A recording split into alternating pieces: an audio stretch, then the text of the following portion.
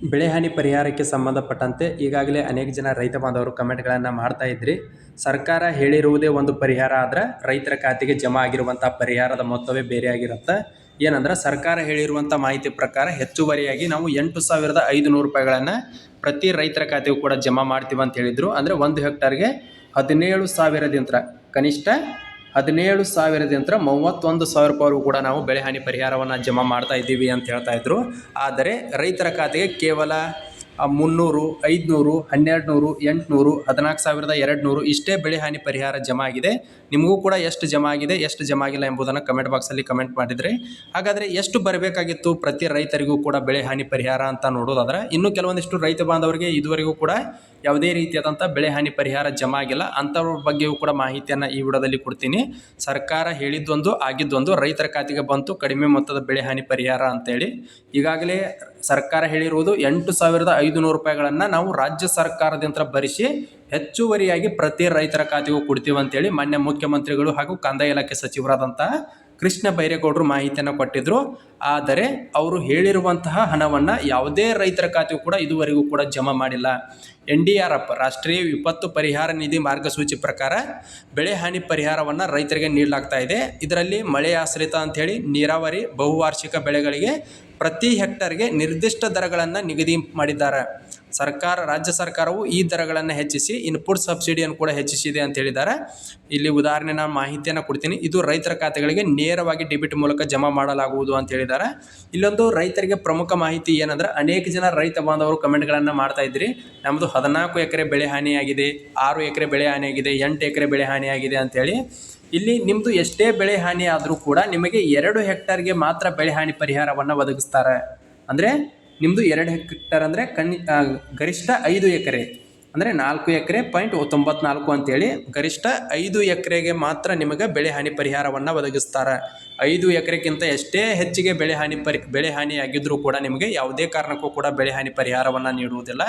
ಗರಿಷ್ಠ 2 ಹೆಕ್ಟರು ಕನಿಷ್ಠ 1 ಹೆಕ್ಟರ್ವರೆಗೂ ಕೂಡ ಮಾತ್ರ ಬೆಳೆ ಹಾನಿ ಪರಿಹಾರವನ್ನು ನೀಡ್ತಾರೆ. ಹಾಗಾದರೆ ರೈತರ ಖಾತೆಗೆ ಎಷ್ಟು ಪರಿಹಾರ ಜಮಾ ಆಗಬೇಕಾಗಿತ್ತು ಅಂತ ನೋಡೋದಾದ್ರೆ, ಮಾರ್ಗಸೂಚಿಗಳ ಪ್ರಕಾರ ಅಂದರೆ NDRF ಮತ್ತು SDRF ಮಾರ್ಗಸೂಚಿಗಳ ಪ್ರಕಾರ ಮಳೆಯಾಶ್ರಿತ ಬೆಳೆಗಳಿಗೆ 8,500 ರೂಪಾಯಿಗಳನ್ನು ನೀಡ್ತಾ ಇದ್ದಾರೆ ಕೇಂದ್ರ ಮತ್ತು ರಾಜ್ಯ ಸರ್ಕಾರದ ಅಡಿಯಲ್ಲಿ. ಜೊತೆಗೆ ನೀರಾವರಿ ಬೆಳೆಗಳಿಗೆ 17,000 ರೂಪಾಯಿಗಳನ್ನು, ಬಹುವಾರ್ಷಿಕ ಬೆಳೆಗಳಿಗೆ 22,500 ರೂಪಾಯಿಗಳನ್ನು ಪ್ರತಿ ಹೆಕ್ಟರ್ಗೆ ನೀಡ್ತಾ ಇದ್ರು. ಆದರೆ ಇದನ್ನು ಮತ್ತೊಮ್ಮೆ ರಾಜ್ಯ ಸರ್ಕಾರ ಪರಿಷ್ಕರಣೆ ಮಾಡಿ ಹೆಚ್ಚುವರಿಯಾಗಿ 8,500 ರೂಪಾಯಿಗಳನ್ನು ಹೆಚ್ಚುವರಿಯಾಗಿ ನೀಡ್ತೀವಿ ಅಂತ ಹೇಳಿದರು. ಅಂದರೆ ಈಗ 8,500 ರೂಪಾಯಿ ಇದೆ, ಆ ರೈತರಿಗೆ 17,000 ರೂಪಾಯಿಗಳನ್ನು ನೀಡ್ತೀವಿ. ಇನ್ನು 17,000 ರೂಪಾಯಿಗಳನ್ನು ಯಾವ ರೈತರು ಪಡ್ಕೊಳ್ತಾ ಇದ್ದಾರೆ ಅಂತಹ ರೈತರಿಗೆ 25,500 ರೂಪಾಯಿಗಳನ್ನು ನೀಡ್ತೀವಿ. ಇನ್ನು ಯಾರು 22,500 ರೂಪಾಯಿಗಳನ್ನು ಪಡ್ಕೊಳ್ತಾ ಇದ್ದಾರೆ ಅಂತಹ ರೈತರಿಗೆ 31,000 ರೂಪಾಯಿಗಳ ಬೆಳೆ ಹಾನಿ ಪರಿಹಾರವನ್ನು ನೀಡ್ತೀವಿ ಅಂಥೇಳಿ ರಾಜ್ಯ ಸರ್ಕಾರ ಆದೇಶವನ್ನು ಮಾಡಿತು. ಈಗಾಗಲೇ ಹಣವನ್ನು ಕೂಡ ಬಿಡುಗಡೆ ಮಾಡಿದ್ದೀವಿ ನಾವು ಅಂತ ಹೇಳಿದರು. ಆದರೆ ಇದುವರೆಗೂ ಕೂಡ ಯಾವುದೇ ರೈತರಿಗೂ ಕೂಡ ಇಷ್ಟೊಂದು ಪರಿಹಾರ ಹಣ ಜಮಾ ಆಗಿಲ್ಲ. ಗರಿಷ್ಠ 2 ಹೆಕ್ಟರ್ ಅಂದರೆ 5 ಹೆಕ್ಟರ್ ಈಗಾಗಲೇ ಅನೇಕ ಜನ ರೈತರ ಬೆಳೆ ಹಾನಿಗಳು ಆಗಿದೆ. ಆದರೆ ಆ ಯಾವುದೇ ರೈತರ ಖಾತೆಗೂ ಕೂಡ 31,000 ರೂಪಾಯಿವರೆಗೂ ಕೂಡ ಬೆಳೆ ಹಾನಿ ಪರಿಹಾರ ಜಮಾ ಆಗಿಲ್ಲ.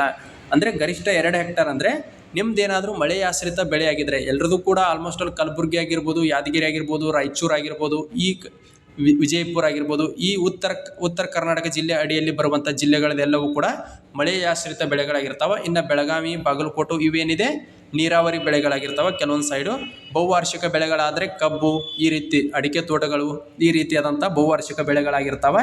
ಇಲ್ಲಿ ಗರಿಷ್ಠ 2 ಹೆಕ್ಟರ್ಗೆ ಅಂದರೆ ಈಗ ಎಲ್ಲವೂ ಕೂಡಿಸಿ ಮಳೆ ಆಶ್ರಿತ ಆಗಿರ್ಬೋದು, ನೀರಾವರಿ ಆಗಿರ್ಬೋದು, ಬಹುವಾರ್ಷಿಕ ಬೆಳೆ ಆದರೂ ಕೂಡ ಗರಿಷ್ಠ 2 ಹೆಕ್ಟರ್ಗೆ ಅಂದರೆ 34,000 ರೂಪಾಯಿಗಳು ಪ್ರತಿ ರೈತರ ಖಾತೆಗೂ ಕೂಡ ಜಮಾ ಆಗಬೇಕಾಗಿತ್ತು. ಪ್ರತಿ ರೈತರ ಖಾತೆಗೂ ಕೂಡ ಬೆಳೆ ಹಾನಿ ಪರಿಹಾರ 34,000 ರೂಪಾಯಿ ಆದರೂ ಜಮಾ ಆಗಬೇಕಾಗಿತ್ತು.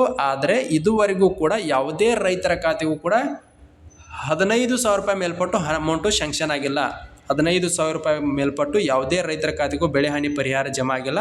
ಅದರ ಜೊತೆಗೆ ಇದುವರೆಗೂ ಕೂಡ ಇನ್ನೂ ಕೆಲವೊಂದಿಷ್ಟು ರೈತರ ಖಾತೆಗೆ ಯಾವುದೇ ರೀತಿಯಾದಂಥ ಬೆಳೆ ಹಾನಿ ಪರಿಹಾರ ಜಮಾ ಆಗಿಲ್ಲ. ಇಲ್ಲಿ ನೋಡ್ಬೋದು, ನಿನ್ನೆ ವಿಡಿಯೋ ಮಾಡಿದ್ದೆ, ಅನೇಕ ಜನ ರೈತ ಬಾಂಧವರು ಕಮೆಂಟ್ಗಳನ್ನು ಮಾಡಿದ್ದಾರೆ. ಇದಕ್ಕೆಲ್ಲ ಪ್ರಮುಖವಾದಂತಹ ಕಾರಣ ಏನಂತ ನೋಡೋದಾದರೆ, ನಿಮ್ಮೂರಿನ ತಲಾಟೆಯವರಾಗಿರ್ತಾರೆ.